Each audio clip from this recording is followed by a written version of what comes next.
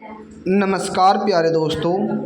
EPS 95 से जुड़े कर्मचारियों के लिए एक ताज़ा अपडेट लेकर हम हाजिर हो चुके हैं। दोस्तों, यदि आप एक EPS कर्मचारी हैं तो आज की यह जानकारी आपके लिए बहुत ही महत्वपूर्ण है। दोस्तों, आप बता दें, यदि आप कोई नौकरी करते हैं और आप उसे बीच में ही छोड़ देते हैं तो जो आपको पहले पेंशन दी जाती थी उस पेंशन का आपको लाभ अब नहीं दिया जाएगा यदि आप नौकरी छोड़ देते हैं। जानिए क्यों, क्या कारण है जिससे आपको अब पेंशन का लाभ नहीं दिया जाएगा और दोस्तों केवल यह कर्मचारी ले सकेंगे पेंशन का लाभ। और दोस्तों आपको ही क्यों नहीं दिया जाएगा और कौन से जो पेंशन है, जो कर्मचारी हैं जो इस पेंशन का लाभ ले सकेंगे, तो ये सभी जानकारी हम आपको आज देने जा रहे हैं। तो साथियों, यदि आप कर्मचारी है या पेशेंस है तो इस वीडियो को आप अंत तक जरूर देखिएगा और चैनल पर पहली बार आए तो सब्सक्राइब कर ले और बेल आइकन के बटन को प्रेस करना ना भूलें, जिससे कि वीडियो का नया नोटिफिकेशन पहुंचे और आप सभी को एक नई जानकारी का लाभ सबसे पहले मिले। साथियों, आपको बता दें, नौकरी करने वाले अधिकतर लोग प्रोविडेंट फंड अकाउंट होता है दोस्तों उनका, और साथ ही PF के कर्मचारियों का जो पेंशन है वो स्कीम अकाउंट भी होता है, जिसे पेंशन फंड भी कहते हैं। हर माह एम्प्लॉय दोस्तों, यानी हर माह एम्प्लॉय के अकाउंट में पेंशन की जो रकम है वो जमा होती है। लेकिन अब यदि आप बीच में ही नौकरी छोड़ देते हैं तो फिर आपकी जो पेंशन है दोस्तों, यानी जो आपको लाभ मिलने वाला है वो आपकी पेंशन जो है अब ख़त्म हो जाएगी। दोस्तों, हाल ही में EPFO की तरफ से नियमों के मुताबिक कर्मचारियों को हर माह अपने सैलरी का 12% यानी 12% PF अकाउंट में कंट्रीब्यूशन करना पड़ता है। और एम्प्लॉयर कंट्रीब्यूशन की अगर हम बात करें दोस्तों, तो यहाँ पर बताएं दोस्तों, यहाँ पर 3.67 दोस्तों जो प्रतिशत है दोस्तों, ये D है, आपका जो D है, और यहाँ पर 8.33 कर्मचारियों का जो पेंशन स्कीम है उसमें यहाँ पर आपका जमा हो जाता है, जिसमें हर महीना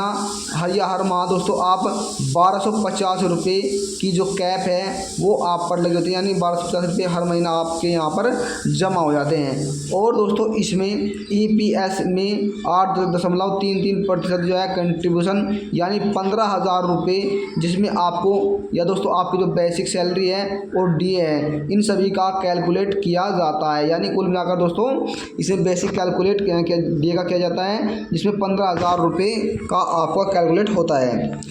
EPFO जो है दोस्तों वो साल की गिनती तब से करता है जब से आप EPF स्कीम से जुड़े हैं। ज़रूरी नहीं है कि सर्विस हिस्ट्री में लगातार जो है दोस्तों आप लगातार हो। यदि आप एक कंपनी में कार्य करते हैं दोस्तों, जो कार्य करते हैं, और मान लीजिए दोस्तों आप 2010 में उस कंपनी में लगे या उस कंपनी से जुड़े, यहाँ पर आपने दोस्तों 3 साल अपना कार्य पूरा किया, लेकिन फिर आपका मन उस कंपनी में नहीं लगा और आप दूसरी जो कंपनी है, यानी दूसरी कंपनी है, उसमें आप चले गए और यहाँ पर दोस्तों आपने जो है यहाँ पर भी आपने कार्य नहीं किया, यानी आपने कुछ समय तक यहाँ पर भी कार्य नहीं किया, तो फिर आपको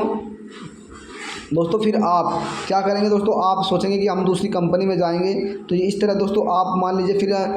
2017 में, क्या दोस्तों 2017 में मान लीजिए आप, हम इसी हिसाब से बता रहे हैं आपको, तो फिर आप अपनी नौकरी बदल देते हैं और यहाँ पर दोस्तों ऐसे आपने नौकरी बदली तो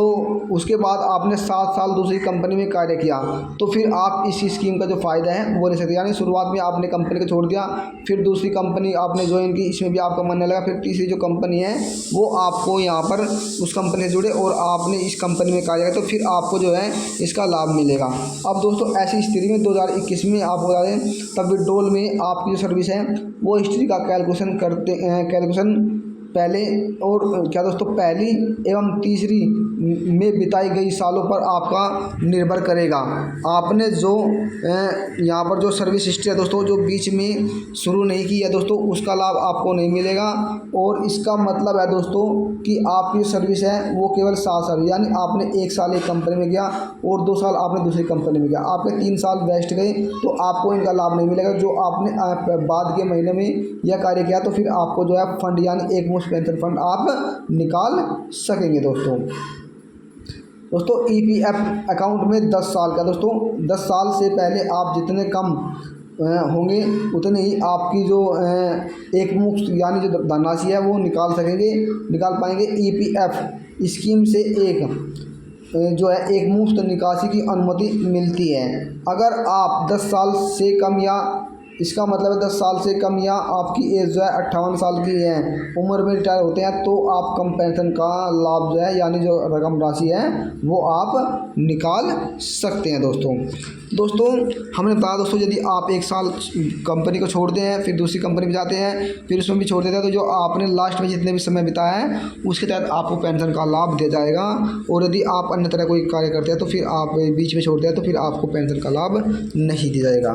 दोस्तों यदि आप एक पैसे से कर्मचारी है तो जो आज की जानकारी थी वो आपके लिए बहुत ही महत्वपूर्ण थी। तो दोस्तों यदि जानकारी से लेकर आप लोगों में कोई सवाल है, आपकी कोई राय है तो आप हमें कमेंट के माध्यम से जरूर बताइएगा। और साथ ही आपको वीडियो थोड़ी पसंद आए तो लाइक और शेयर करना ना भूलें, क्योंकि दोस्तों आपके लाइक से हमें बहुत अधिक मोटिवेट मिलता है। अब मिलता है फिर मुझे जानकारी के साथ, तब तक के लिए जय हिंद जय भारत।